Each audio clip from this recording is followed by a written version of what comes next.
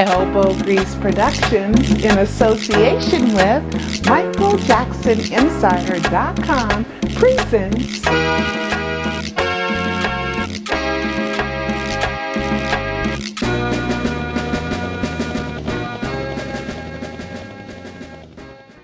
Hi, this is Pearl Jr. of MichaelJacksonInsider.com. I am with the absolutely beautiful, gorgeous Shana Mangatal, who has written a wonderful, somewhat controversial book called Michael and Me, and I have the pleasure of interviewing her just for a few minutes. So, Shana, show your book. So, what is this book about? It's about Michael and me. Well, that was quite obvious. But in what aspect of you and Michael? It covers about a 20-year period in my life, from meeting Michael in 1988 during his bad tour at an after party after the concert, which he had at Madison Square Garden. Okay. And it pretty much goes from there. I moved to LA about a year or two later. From New York? From Washington, D.C. area. Okay. And I landed this job at the hottest music management company in Hollywood. Sandy Gallin and Jim Morey. Okay. And Michael Jackson was their biggest client. And that's how our relationship sort of developed. We started talking on the phone to each other, and it just blossomed from there. He put me in one of his short films. The first one was called Is This Scary? Okay. And a lot of people don't know about that one because we never finished it. It was going to be the title track to the Addams Family. Oh. And we had all of the kids, Christina Ricci and the other kids from the movie. Sure. But then the 1993 allegations hit right in the middle of filming, and Michael was just so devastated that we couldn't go on. So we never finished it. But it can be found on YouTube. Someone released it. Let's get to the juicy stuff. So, everybody wants to know, were you Michael Jackson's secret girlfriend? I didn't call the book Secret Girlfriend because that title was not something we ever had between each other. So that's why I said secret romance, because it was more than girlfriend. It was some friendship was really the base, and then throughout that, some other things took place. But I would say friendship was the main portion of our relationship. I think the first time that I saw you was on Entertainment Tonight, right before the 2005 trial, and you said you and Michael had sex. Right on that interview. I didn't. I never said that on there. You insinuated it because I was like, ooh, and I never forgot you. And it was kind of important because at the time people thought Michael was, having sex with little boys, so you came out to defend him, and you said that his sex was normal and regular. I remember that. Well, that's true. He loved kids, but not in that way. Right. And that's what the public and the press, they've gotten it so wrong. I don't know why they have to think dirty thoughts when they see Michael with kids. He was a kid at heart himself. Yeah, right. He was like one of their peers. So yeah, when I saw all of the stories that were swirling and continuing to be negative, I just had to come out and say something because I knew the Michael that I knew, and I couldn't sit back any longer. Yeah, you came out and you defended him, and I thought that was really important. And then I ran into you at a Barack Obama event in 2008.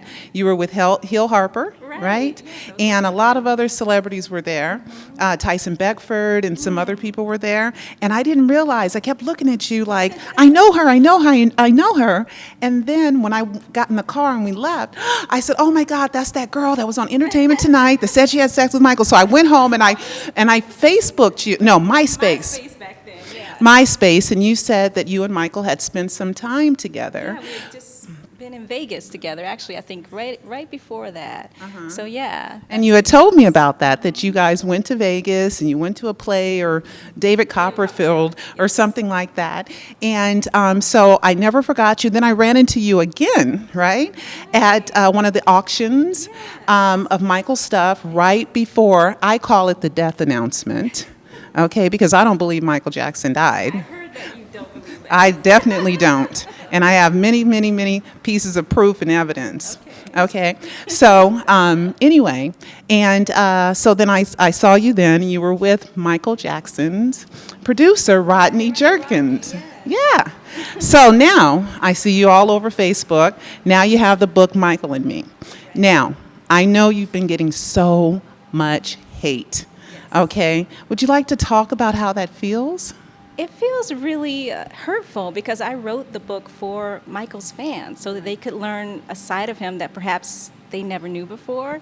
And I really poured my heart into being as detailed as possible and truthful and raw and honest. And some people are saying I'm not being honest, and so that really hurts because it takes a lot to go back into your life, in your past, and examine it and write about it and have the whole world studying it and overanalyzing it. It's not an easy thing to do. So, I really wish people would just give the book a chance and read it. The people who have actually read it, diehard fans, love it. I receive letters every day from fans thanking me for showing them a side of Michael they never knew. So Yeah, I've seen the positive reviews, but you said something kind of disturbing to me. You said that you fear for your life sometimes, because some of the attacks have been just so outrageous. yeah, I've received death threats, and I don't understand what I've done that is so terrible because I've written a positive book about Michael, and I will defend him until my last breath. So I'm on their side. I'm on the fan side. I'm here to make Michael's legacy how it should be and help help the public know who he actually was and know that he wasn't. Okay. Is. He's not Wacko Jacko. Right. So that's what I want everyone to know. So when was the last time you saw Michael Jackson? Well, I saw him at rehearsal for This Is It, but we didn't speak then. So the last time we actually saw each other and, physically saw each other. Physically saw each other. The last time that you...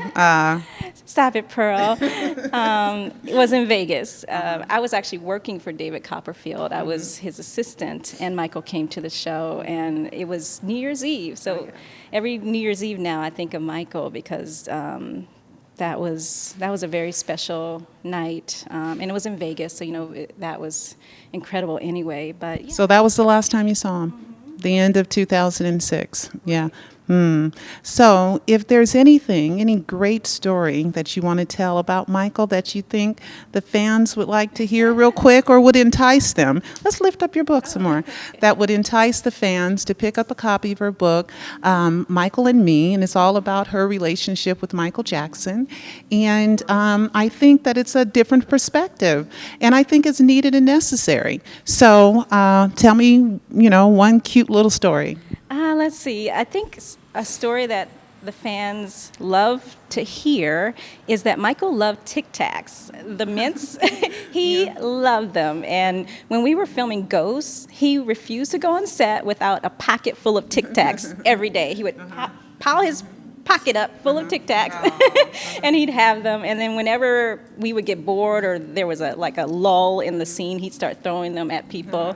And then one day, I asked him if I could have one because, I saw him eating them, so I was like, well, can I have one, Michael? And he said, sure, but you have to reach in my pocket and get it. And I reached in the pocket and got it. So, but yeah, that's the kind of person he was. He was just so flirtatious. He could flip any conversation into something flirty. And I think that's what the book shows more of. It shows the real man that he was and how he related to women and how he was just so charismatic and enigmatic around us ladies and why everyone loved him. Well, you guys pick up a copy of Shana Mangatal's book called Michael and Me. It's available, I know, on Amazon, and is available in the bookstores as well. And you guys be nice, okay? There's no reason for death threats. She hasn't seen him since the end of 2006, okay? 10 years ago. So we don't need to have death threats or anything like that. Pick up the book, enjoy the story she tells about her and Michael's relationship, okay? Well, this is Pearl Jr. with MichaelJacksonInsider.com, and I'll see you next time.